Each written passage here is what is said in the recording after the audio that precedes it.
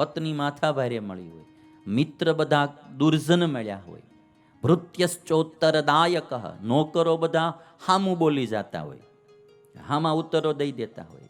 સસર્પે ચ ગ્રહે વાસો મૃત્યુરેવન સંશય, જેને પત્ની મોળી મળી હોય, મિત્રો મોળા મળ્યા હોય, નોકરો મોળા મળ્યા હોય, તો ઈવડા એને મૃત્યુ સમાન આ જીવન થઈ જાય છે.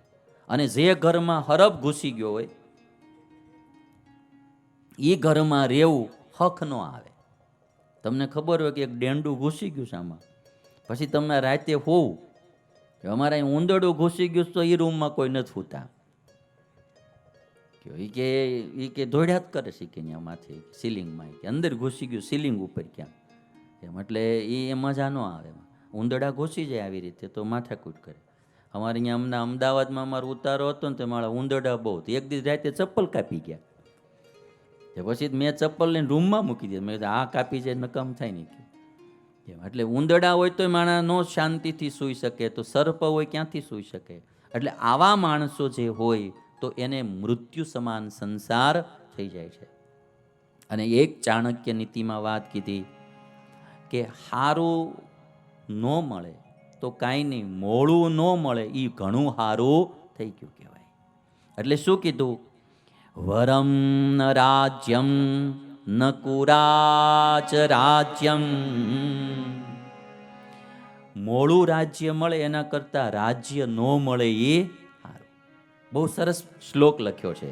વરમ ન રાજ્યમ ન કુરાચ રાજ્યમ, વરમ ન મિત્રમ ન કુમિત્ર મિત્રમ, વરમ ન શિષ્યો ન કુશિષ્ય શિષ્યો, વરમ ન દારા ન કુદાર દારા.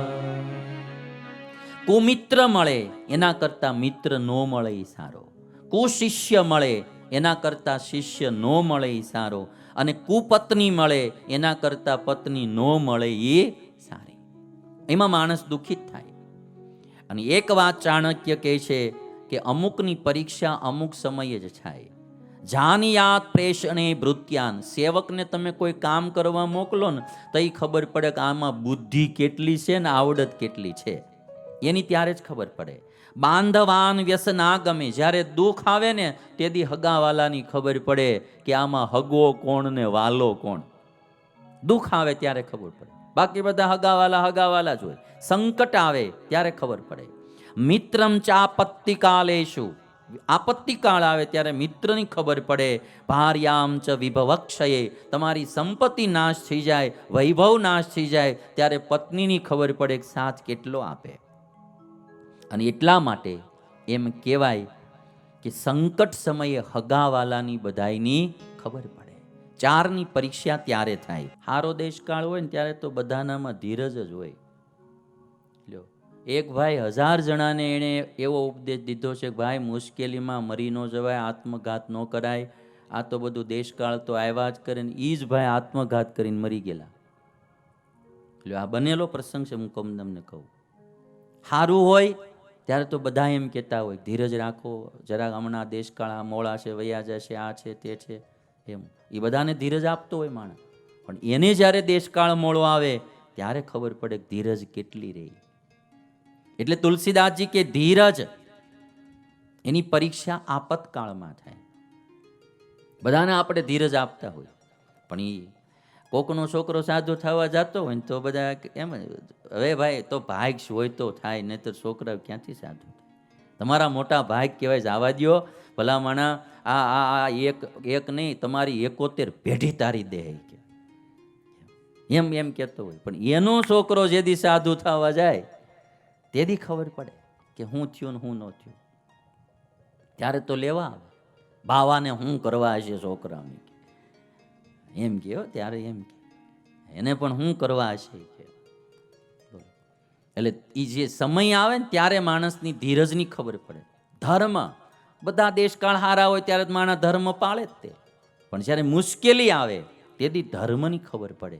ધર્મ માણસ કેટલો પાળી શકે વિપત્તિ કાળમાં ખબર પડે.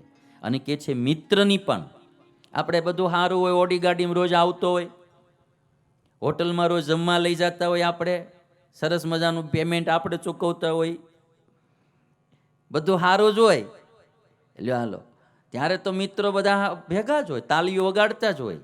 પણ સંકટ સમય આવે ત્યારે કેટલા ઊભા રહે એ મિત્રની ત્યારે પરીક્ષા થાય. એમ પતિ પત્નીની પણ જ્યારે દેશકાળ આવે ત્યારે કોણ કેટલો કોને સાથ આપે એની ખબર ત્યારે પડે. અને એટલા માટે કોઈ બહુ સરસ વાત કીધી कि पुत्र की वफादारी का पता बुढ़ापे में चलता है. पुत्र की वफादारी का पता बुढ़ापे में चलता है.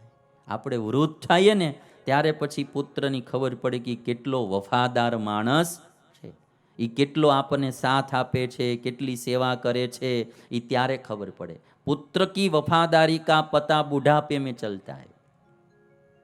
તમારે અમારે બધાને અટાણે તો હવે આમે જ બધું કરતા હોય એટલે આવડા બધા આપણા સાનુકૂળ જ હોય ને, કંઈ પ્રતિકૂળ થવાનો પ્રશ્ન જ ન આવે. જે દેવા આપણા હાથ પગ નહીં હાલે મગનલાલ, બોલો બાલસ્વામી, અને કંઈ કરી નહીં એકી પછી આવા આવડા ત્યારે જોજો દાટીઓ મારશે બાલસ્વામી, તમને કાંઈ ખબર પડે સાનું મને બેહો એમ. એટલે એવું બધું થાય તે દી એ વૃદ્ધાવસ્થા આવે ને ત્યારે ખબર પડે. મેં હમણાં વૃદ્ધો બહુ જોયા ને બધાને પધરામણીઓમાં, માંદાન વૃદ્ધો ત્રાહી મામ થઈ જાય હો મગનલાલ. એમ થાય કે ભલું ભગવાન એટેક આપી દે ને તો બહુ સારું. હા, હું તમને બહુ સાચી વાત કરું. એના કપડાં ગંધાતા હોય, એના ગોદડા ગંધાતા હોય, એ જે તૂટ્યું વળીને હૂતા હોય, હાવ એક બાજુના ખાટલામાં, એક બાજુના ખૂણામાં, કોઈ આવતું જાતું ન હોય, એની પરિસ્થિતિ તમે આમ જુઓ ને, દયનીય દશા લાગે આપણને. એટલે મને એમાં ત્રાહી મામ થઈ જાવ. એટલે વૃદ્ધાવસ્થા અને રોગ આ તો બે ભયંકર છે ભાઈ. બાલસ્વામી નો આવે ને વૈયા જાય બહુ સારું.